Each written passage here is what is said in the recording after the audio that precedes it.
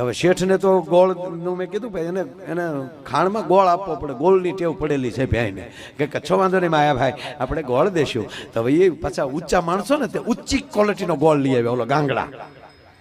હવે એ તગારું ભરીને મૂકે, ભે દોવા બે તો 7 કિલો તો ગોળ ખાઈ જાય. ભે ગોળ જેટલાનો થાય ને એનાથી અડધાનું દૂધ થાય. 6 મહિના ચાનો લાવ્યો કે ભાઈ કા ભેંસ રાખો.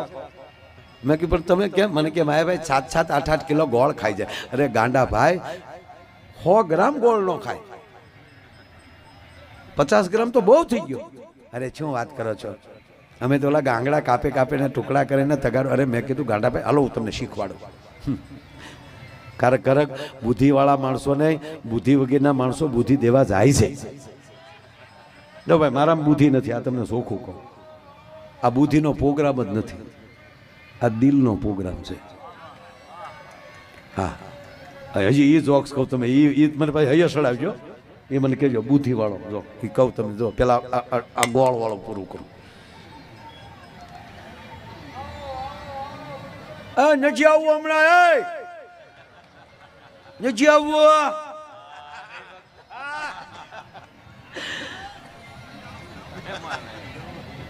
પછી મેં શેઠને કીધું શેઠ હું આવું. આ કયો ગોળ લાવ્યો? તા હું એ નહીં, રસી આવે ને ગોળની રસી, એમાં થોડુંક પાણી નાખી અને આ તપેલું આ બકડિયું છે ને એમાં એ આમ લીપી નાખો, તડકે મૂકી દો. એ તડકે હુકાઈ ગયું. હવે ભેંસ મોર મૂકો, ભેંસ કેટલુંક સાટ્યા કરે અને ભેંસ ધોઈ લેવાની. ઓહો આવી ખબર જ નહીં માયા ભાઈ. મેં કીધું હજી શીખવા, કારણ કે બુદ્ધિ છે ને બુદ્ધિ. અત્યારે તો મેં કીધું ને કોમ્પ્યુટર ને માણસ ચંદ્ર ઉપર જઈ આવ્યો, ક્યાં ગયો હજી નક્કી નથી થયું. કોઈ પરફેક્ટ ફાઇનલ નથી કહેતા કે ચંદ્ર જ છે એમ, કે અહીંયા બોર્ડ નથી માર્યો કે ચંદ્ર આવી ગયો એમ. એ ક્યાં ગયા મારા રામ જાણે. એક તો એમ કહી છે કે પૃથ્વીના એક ભાગ ઉપર જ એ લોકો ગયા છે. આવા લાટ તરક વિતરક આવે છે, પણ એ આપણો વિષય નથી. પણ આપણે નથી જવું, પણ કાંઈક કરે તો છે જ કેવડું ભાઈ.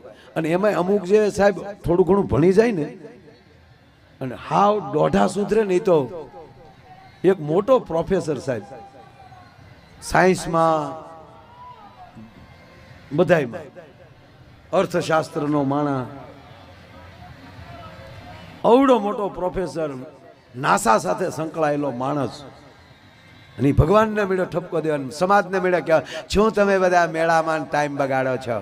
ઈશ્વર જેવું કઈ છે જ નહીં. માણસ શું ન કરી શકે? માણસ આકાશમાં ઉડી શકે છે, માણસ સબમરી લઈને દરિયામાં જઈ શકે છે, માણસ શું ન કરી શકે? શું બધા ખોટા ટાઈમ બગાડો છો? ભગવાનને ચૂક મારો દીકરા, મારી હામો છો તું, મેં તને બુદ્ધિ આપી, તને હારી બુદ્ધિ આપું, સમાજનો વિકાસ કર. મરી જતા હતા શાર એકલા ઘૂંટવામાં. શેલ દાદાની 3 વર્ષ ભણ્યા, 8 વર્ષના છે ત્યારે શાર એકલા શીખ્યા હતા. એને બદલે અત્યારે હાશી ખોટી વાત છે સાહેબ?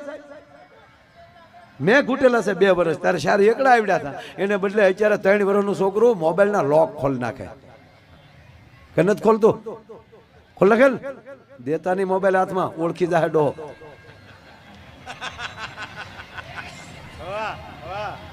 હા એક ભાઈ ઓફિસે બેઠા હતા ને તો જમરાજા આવ્યા. જમરાજાએ કીધું હાલે મોરથા. બોલો કે ભાઈ મારે હજી કેટલા પ્રોગ્રામ કરવાના છે. હું મોરથા કહું છું. જમરાજા કે મિત્ર તરીકે કહું, હાલ મારી હારે હારો નરીવો લઈ જાવો છે, તને હાજો નરીવો લઈ જાવો.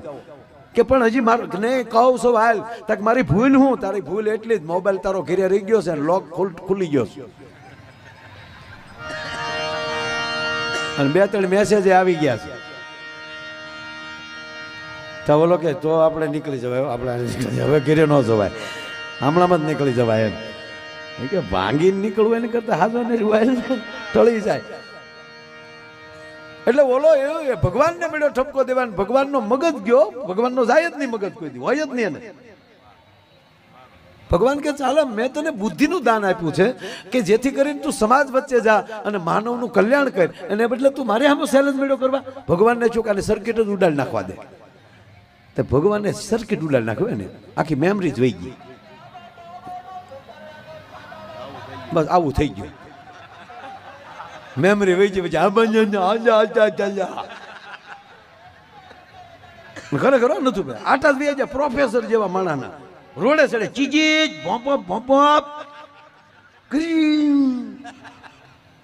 ભગવાનને ચૂક ગયો હવે બરાબર, પણ ભગવાનને એમ છો કે હજી આની પરીક્ષા કરી લઉં. માનવ બનીને ભગવાન ધરતી ઉપર આવ્યા અને પરીક્ષા કરી, આની હામાં મળ્યા. જય સોમનાથ તીજી, જય શ્યારામ, પોપ પોપ, જય શ્રી કૃષ્ણ.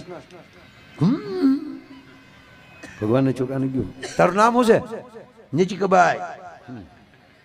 ક્યાં ગામનો છો? નીચી કબાઈ કીધું ને. તાર પપ્પાનું નામ? નીચી કબાઈ કીધું ને. તાર દીકરાનું નામ? નીચી કબાઈ. તારા ગામનું નામ? નીચી કબાઈ. તું હું હતો? નીચી કબાઈ. તારી પત્નીનું નામ? ચંપા. ભગવાન કે તારી ભલી થાય, મેમરી ઉડી ગઈ પણ વાયરસ રહી ગયો થોડો. આ તમને કેવલ જોક્સ લાગ્યો ને? હાવ. હવે સાંભળો, તમારા મગજમાં હશે ને તો ઈશ્વર કાઢી નાખશે, પણ દિલમાં હશે ને, હૃદયમાં, ઈશ્વરની તાકાત નથી, ન કાઢી શકે ભલામણ. એમ જેની સાથે રહ્યો ને એ દિલથી રહ્યો, હૃદયથી રહ્યો, મોજથી રહ્યો. કઈ વાત કરતા હતા? હે?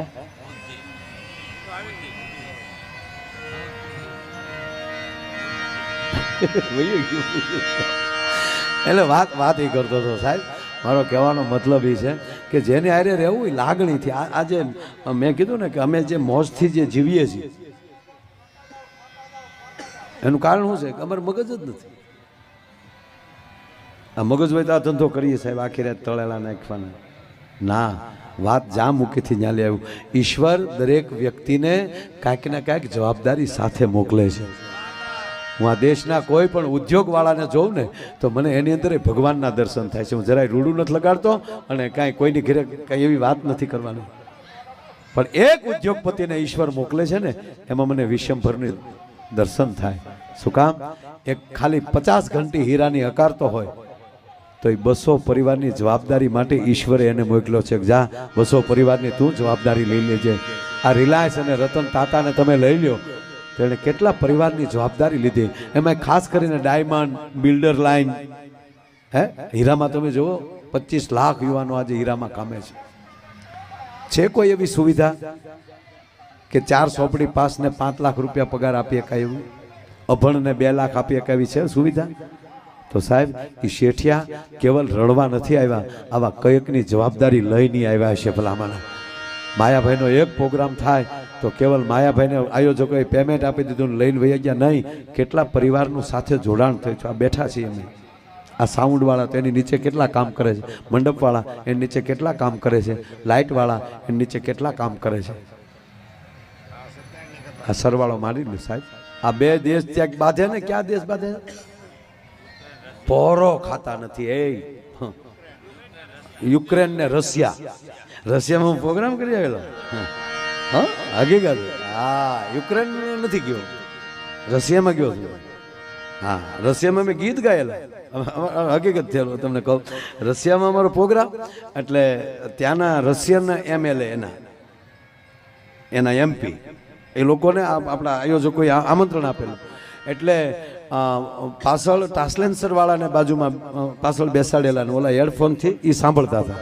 નકર તમને એમ થાય કે ગુજરાતી ડાયરો સાંભળતા હતા. એને સાંભળ્યા છે તો જ ઇન્ટરનેશનલ એકચ્યુઅલ ડેવલપમેન્ટ એવોર્ડ મળ્યો છે ને. અને હમણાં છેલ્લે સોમનાથ દાદાની દયા તો જુઓ, આ ગુજરાતી સાહિત્યકારને પહેલો વહેલો વર્લ્ડ ઓફ ગિનીઝ બુકે. બોલો હવે આમાં મને તો મારા પહેલી વાર ઓલા એવોર્ડનું આવ્યું ને, હકીકત કહો તો ઓલું અંગ્રેજીમાં કાગળિયો આવે તો આપણે તો ક્યાંય ધડો કરીએ નહીં અંગ્રેજીના કાગળનો.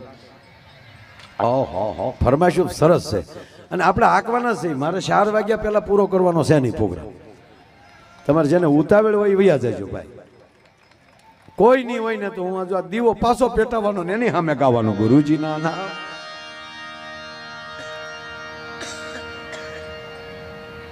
એટલે આ હું કઈ બંધ નથી કરવાનું. તમારે જેટલી સીઠીઓ મોકલો એટલી મોકલો. હું આચાર જ છે મારામાં, સંહિતા નથી મારામાં.